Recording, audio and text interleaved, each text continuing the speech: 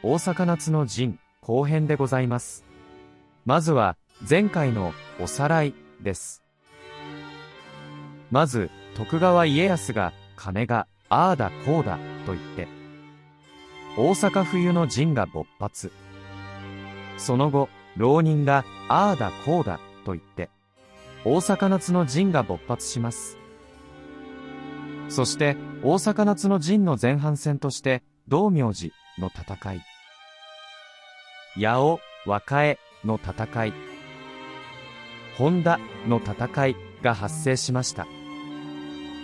そんな経緯を踏まえて今回は天王寺岡山の戦いについて説明していきます。まず戦いが行われた場所ですが、ここら辺です。続いて双方の戦略を見ていきます。豊臣、徳川はそれぞれの部隊をこのように配置しました。徳川軍は兵力で圧倒的に有利であるため、基本戦略はとにかく数に物を言わせるになります。一方の豊臣方、まともに戦っても勝ち目はないため、徳川方の前線部隊をギリギリまで引きつけて、徳川本隊が近づいてきたところを見計らって、徳川本隊に集中攻撃を仕掛けるという戦略を取りました。続いては豊臣、徳川それぞれの兵の配置について見ていきます。まずは徳川秀忠の部隊です。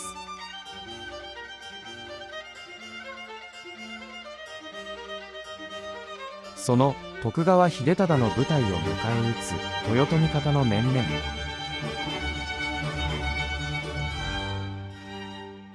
天王寺方面に配置された徳川、豊臣それぞれの部隊、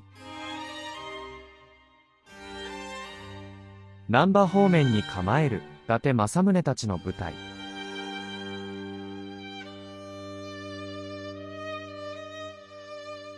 こんな感じで天王寺岡山の戦いが繰り広げられます。このように両軍が出揃ったところで最初に動きがあったのは天王寺方面でした。戦いの火蓋が切られるのを今か今かとそれぞれが待ち構える中、功を焦った本田忠友の部隊が攻撃を仕掛けます。それに合わせて他の徳川部隊も進撃を開始します。毛利軍としてはギリギリまで徳川軍を引きつけたいため、本田部隊が鉄砲を打ちかけてきてもこれに耐えます。しかしそのうち興奮状態に陥った毛利軍の一部が反撃を開始してしまいます。毛利勝長は他部隊の出撃を固く禁じるものの、極度の興奮状態に陥った兵士たちもついに我慢ができず次々に出撃してしまいます。こうして当初の徳川引きつけ作戦は早々に破綻します。一方その頃こちら側でも松平軍が真田に対する攻撃を開始していました。こなたも越前勢を迎え撃つのだ。真田信繁が下地を下すと真田陣営にどよめきが湧き起こり、雄たけびを上げながら丘を下り松平軍と激突するのでした。そしてしばらく膠着状態が続きますが、その時毛利勝長からの援軍が松平軍の側面をついたのでした。これにより松平忠直の右翼部隊は混乱に陥ります。そしてこの機を逃すまいと真田信繁は残りの部隊に対しても特攻を命じます。こうして天王寺の戦いは豊臣方の作戦虚しく、両者の正面衝突によって幕を開けたのでした。一方その頃岡山方面においても徳川秀忠に渾身の一撃を与えるべくある作戦が決行されます。まず天王寺方面における開戦の報を受けて大野晴長が片桐勝元への進撃を開始します。これに呼応して大野晴房も片桐勝元めがけて進軍します。そして一部の部隊に片桐勝元を攻撃させ、さらには前田と狐の部隊にも攻撃を仕掛けますが、大野晴房の本隊はなおも進撃を続けます。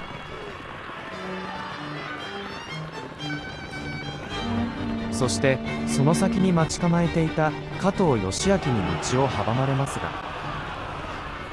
これも振り切り、いよいよ徳川秀忠の本陣への突撃を開始します。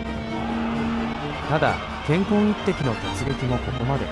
徳川秀忠の前衛に食い止められ、さらには黒田長政や加藤義明の救援もあり、大野晴房は大阪城へと撤退します。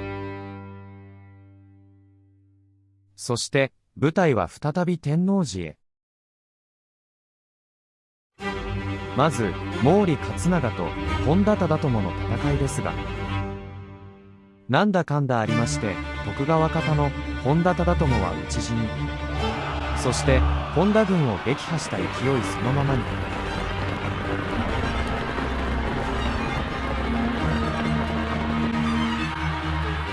榊原、小笠原、保科などの部隊と交戦します。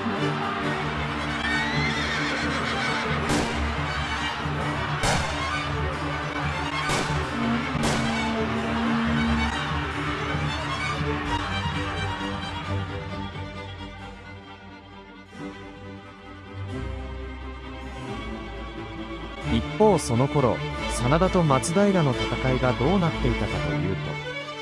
相変わらず一進一退の攻防が繰り広げられていました。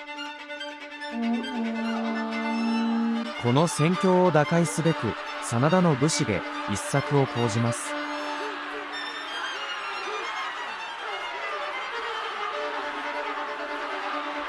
前線に仕込んでいた草の者、つまり忍者たちにこう叫ばせたのです。浅野が裏切った。紀州殿が寝返ったぞ。これを受けて松平軍は警戒し引きのき始めます。そしてそこに発生した隙間に真田の兵が突進します。よくやった。こう言うと真田の武士げは手勢50騎余りを率いて徳川軍への突進を開始します。そして前線を突破後、信繁の影武者が四方へ散り敵を混乱させ、信繁本隊は徳川家康の本陣めがけて突進。その勢いたるや家康直属の兵士たちも逃げ散ってしまうほどだった。こうして本陣間近まで迫るものの滝川三九郎に食い止められます。そしていよいよ危険だと判断した徳川家康、帰化の旗本に守られながら逃げ始めます。これに気づいた真田の武士げも後を追います。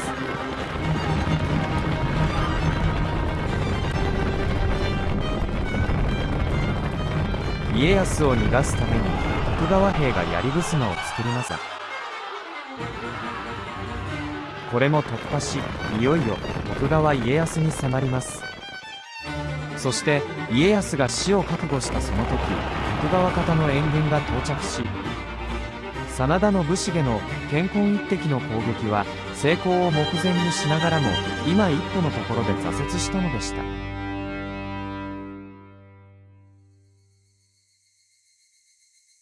その後、どこをどう通ったのか、真田の武士げは命からがら安井神社までたどり着くも、そこで徳川兵に見つかり、その人生に幕を下ろします。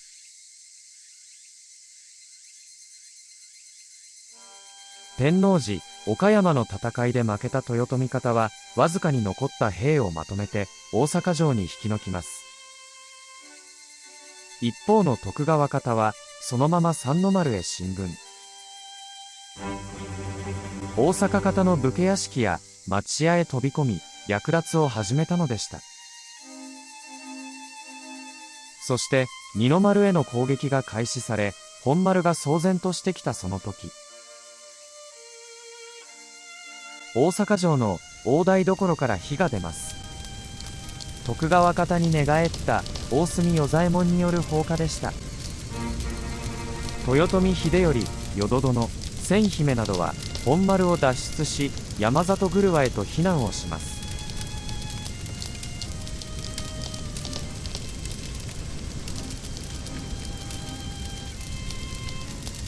その後、本丸の火は次第に大きくなり、さらには二の丸が破られ、大野春長の屋敷にも火が放たれ、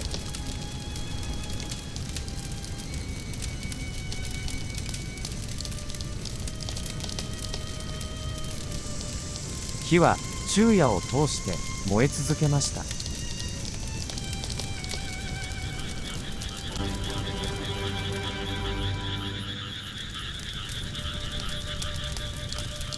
その後、千姫は徳川方に引き取られたものの、秀頼はじめ残った面々は山里ブルワに手違いし、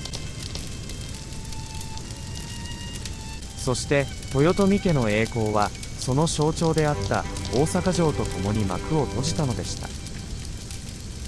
以上、大阪夏の陣でございました。